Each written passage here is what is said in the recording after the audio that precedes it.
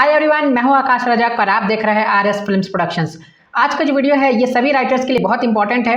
देखिए, बहुत सारे राइटर्स जो है जब अपने स्क्रिप्ट को सेंड करते हैं प्रोड्यूसर्स को तो वो सही तरीके से सेंड नहीं कर पाते हैं और फिर आगे चलकर प्रॉब्लम होती है उनको, यानी प्रोड्यूसर्स को स्क्रिप्ट को देखने में या फिर स्क्रिप्ट को समझने में उनको प्रॉब्लम होती है।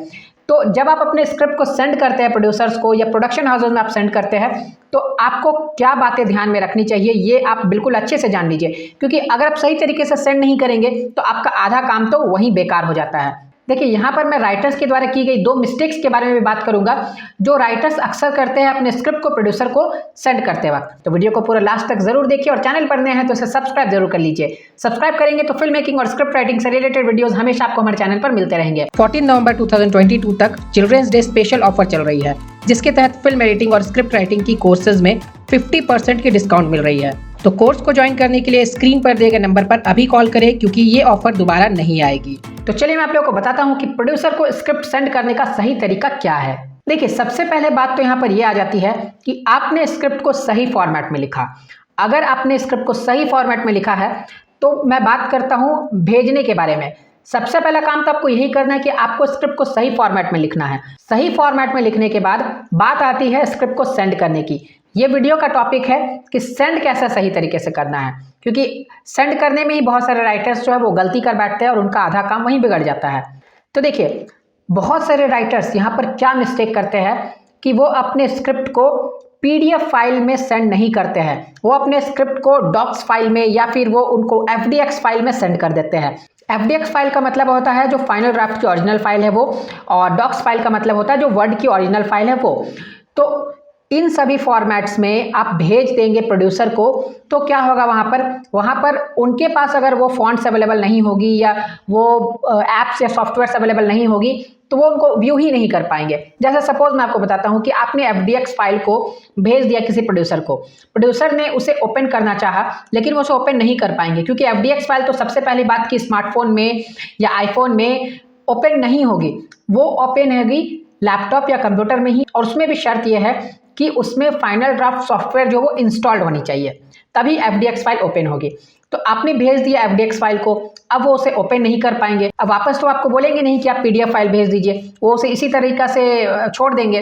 और सेम प्रॉब्लम है वर्ड फाइल के साथ भी। वर्ड फाइल भी अगर आप भेजते हैं वहाँ पर और उनके पास MS वर्ड अवेलेबल नहीं होगी तो उसे नहीं व्यू कर पाएंगे, वो खुलेगी ही नहीं। अगर खुल भी जाती है तो वो उसे PDF एडिटर से या WPS ऑफिस से खोल पाएंगे।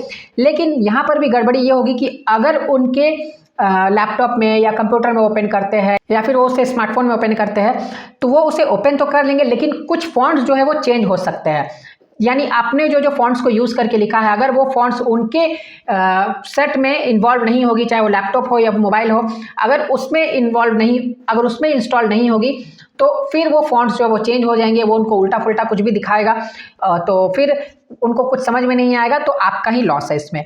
तो सबसे पहली बात आपको ध्यान में ये रखनी है कि आपको PDF फाइल बनाकर ही सेंड करनी है। आप PDF में कन्वर्ट कीजिए और फिर भेजिए। PDF फाइल में चेंजेस नहीं होंगे, वो जैसा का तैसा उनको दिखेगा।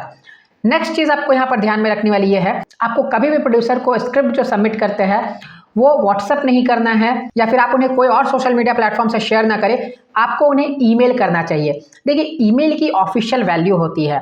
ईमेल जो है वो एक्सेप्टेबल होती है। जब भी कोई प्रॉब्लम होती है तो ईमेल जो है वो एक्सेप्टेबल होती है कोर्ट में भी, तो ईमेल ही आप करें। अगर आप ईमेल करेंगे, बाद में कुछ प्रॉब्लम होती है तो आप दिखा सकते हैं कि मैंने उनको ईमेल किया है।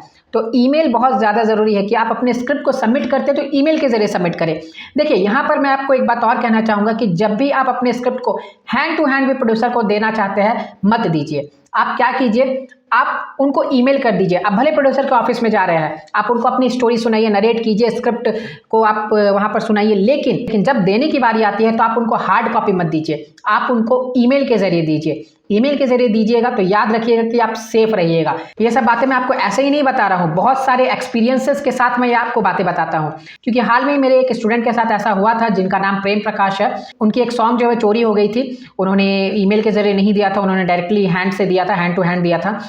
तो देखिए, आगे से मैं आप लोगों को बोलूँगा कि आप ईमेल ही कीजिए, ज़्यादा बेटर रहेगा। तो स्क्रिप्ट को भेजने के लिए आपको ये 2 बातें बहुत अच्छे से ध्यान में रखनी है। तो यही है स्क्रिप्ट को भेजने का सही तरीका। आप ऐसे भेजेंगे तो आपका काम भी नहीं रुकेगा और आप आगे के लिए भी सेफ रहेंगे। तो वीडियो पसंद आया तो इसे लाइक और शेयर जरूर कर दीजिए, चैनल पर नए हैं तो इसे सब्सक्राइब जरूर कर लीजिए। फिर मिलते हैं हम लोग एक नए वीडियो के साथ, तब तक के लिए बाय बाय।